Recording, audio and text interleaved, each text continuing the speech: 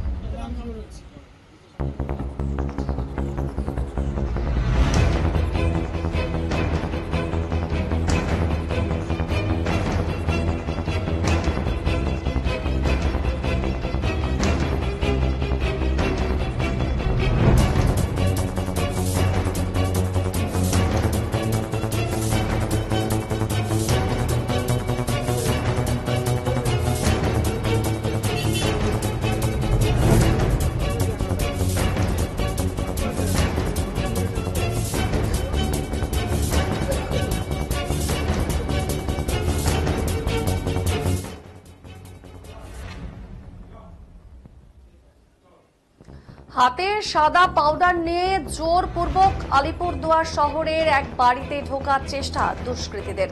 বৃহস্পতিবার সকালে এমনই এক ঘটনায় চাঞ্চল্যকর ঘটনা ঘটেছে এবং সেই ঘটনা আলিপুরদুয়ার পুরসভার 18 নম্বর ওয়ার্ড এলাকায়।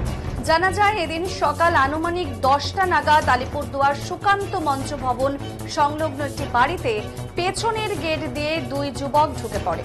তাদের হাতে ছিল সাদা পাউডার। বাড়ির মহিলাকে পেতলের বাসন পরিষ্কার করার কথা জানিয়েছে। মহিলা বাধা দিলে তাকে ধাক্কা মেরে ঘরে ঢোকার চেষ্টা করে ওই অভিযুক্ত যুবকেরা। মহিলার চিৎকার শুনে লোক জড়ো হতে শুরু করলে অবস্থা বেগতিক দেখে দুষ্কৃতীরা পালিয়ে যায়। খবর পেয়ে ঘটনাস্থলে পৌঁছে আলিপুরদুয়ার থানার পুলিশ পৌঁছে সিসিটিভি ফুটেজ খতিয়ে দেখে অভিযুক্তদের খুঁজে তল্লাশি চালাচ্ছে পুলিশ কর্মীরা। পুজোর আগে দিনে দুপুরে আলিপুরদুয়ার শহরের এক বাড়ি থেকে চুরির চেষ্টায় কিন্তু চাঞ্চল্য ছড়িয়েছে সমগ্র শহর জুড়ে। আবারও জানাবো, হাতে সাদা পাউডার নিয়ে জোরপূর্বক আলিপুরদুয়ার শহরের এক বাড়িতে ঢোকার চেষ্টা করেছে দুষ্কৃতীরা। বৃহস্পতিবার সকালে এমনই এক চাঞ্চল্যকর ঘটনা ঘটল আলিপুরদুয়ার পুরসভার 18 নম্বর ওয়ার্ড এলাকায়। জানা যায় এদিন সকাল আনুমানিক 10টা নাগাদ আলিপুরদুয়ার সুকান্ত মঞ্চ ভবন সংলগ্ন একটি বাড়িতে পেছনের গেট দিয়ে দুই যুবক ঢুকে পড়েছে এবং তাদের হাতে সাদা পাউডার। বাড়ির মহিলাকে পেতলের বাসন পরিষ্কার করার কথা জানিয়েছে তারা এবং মহিলা বাধা দিলে তাকে ধাক্কা দিয়েই কিন্তু ঘরে ঢোকার চেষ্টা করে ওই অভিযুক্ত যুবকেরা।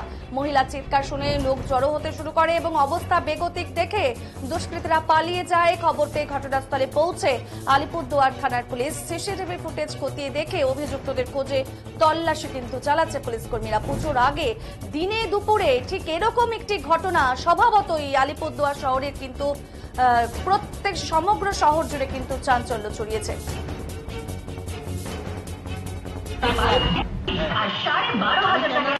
দিদি, কি হয়েছিল? মানে দাদা তো বললেন যে আপনি বাড়িতে ছিলেন এবং এদিক থেকে পেছন দিক থেকে কেউ বা কাহারা ঢোকার চেষ্টা করছিল। পেছন দিক থেকে এসেছিল, তো আমার ঘরে তখন লোক দুজন আত্মীয় এসেছিল, তারা ঘরে ঢুকছিল। ঢোকার পরে আমি গ্রিলটা তো যথারীতি লক করব, লক করার জন্য আমি এসেছি। তারা বাইরে থেকে বলছে যে আপনি উজালা কোম্পানির কিছু ইউজ করেন? আমি বলছি না। বলে আমরা উজালা কোম্পানি থেকে এসেছি। উজালা কোম্পানি? উজালা কোম্পানি। আমি বলছি আমি উজালা কোম্পানি কোনো কিছু ইউজ করি না। তারপরে বলছে যে পিতলের বাসন আছে। আমি বলছি না, আমার ঘরে ঠাকুরই নেই, পিতলের বাসন নেই। বলার পরে তার জোরজবস্তি করে ঢুকবেই। আমি বলছি না, আমার ঘরে নেই, তাহলে আমি কি করে, আপনারা ঘরে ঢুকছেন কেন? আপনারা যা কথা বলবে বাইরে দাঁড়িয়ে কথা বলুন। সেটা তারা জোরজবস্তি করছে। কেন করছে সেটা তাদের উদ্দেশ্য ছিল। তারপরে তাদেরকে জোরজবস্তি করে বের করে দেওয়া হয়েছে। দাদা বললো, মানে আপনার স্বামী বললো যে তাকে নাকি যখন ধরতে গেছে ধাক্কা মেরেছে রীতিমতো। রীতিমতো তাকে ধাক্কা মেরেছে, কারণ আমি তখন চিৎকার করছিলাম। তারপর আমার ঘরে যারা আত্মীয় এসেছিল তারা বেরিয়েছে, আমার মা ছিল সে বেরিয়েছে, তারপরে আমার হাজবেন্ড ওখান থেকে দোকান থেকে এসে পরে দেখছে ক্যামেরাতে অন করে যে না, তারা সিসি ক্যামেরা পুরো ধরা পড়েছে। হ্যাঁ, তারা যে জোরজবস্তি করছে, মানে গ্রিল ধাক্কাচ্ছে ভিতরে ঢোকার জন্য, সেটা দেখতে পাচ্ছে। তারপরে পুজোর আগে মানে প্রায়শই তো শোনা যায় চুরি চামারি এরকম একটা কিছু হয়, কিন্তু এই ধরনের যে এটাকে কি বলবেন? স্ট্যান্ডার্ড চুরি বলে যেটা, মানে এক প্রকার চুরি কম ডাকাতির মতো একটা, ডাকাতির মতো বেশি। মানে এরা এই আমার বাড়ি বলে একা না, সামনে আরো দুবারই গেছে।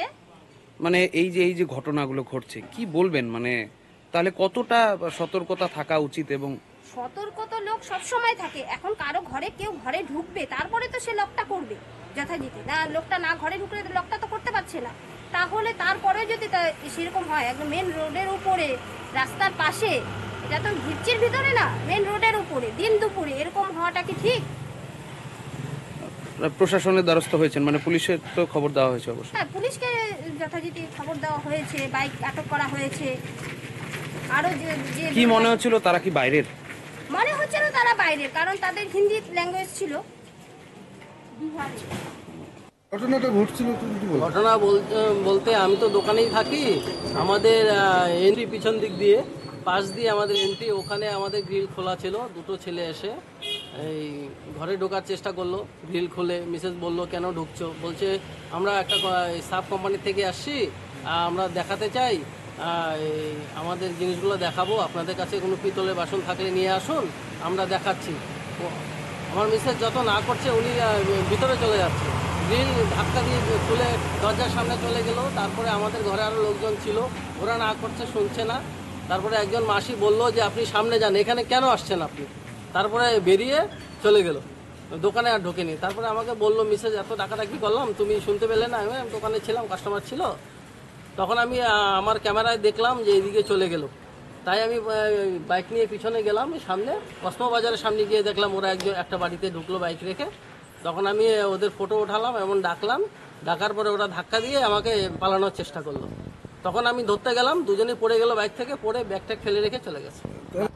দিদি, পুজোর আগে এই ধরনের একটা ঘটনা, এই যে দিনে দুপুরে এক প্রকার ডাকাতির মতো দুষ্কৃতীরা কিছু বা কোনো দুষ্কৃতী এসে আপনারই ওয়ার্ডে একটি বাড়িতে পেছন দিক থেকে এসে মানে চুরি করার বা কিছু একটা প্রবণতা নিয়ে এসেছিল, আপনাকে তো জানানো হয়েছে সেই পরিবারের পক্ষ থেকে। কি বলবেন, মানে এই ধরনের ঘটনাগুলো কতটা সজাগ থাকার কথা বলবেন?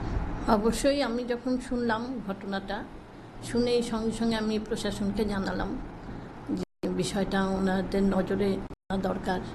তারপরে বাইকটা যেহেতু নিয়ে আসছে, ওরা একটা মানে সেফটির দরকার আছে, চট করে একটা বাইক ওর কাছে আছে, আমি নিজেই জানালাম।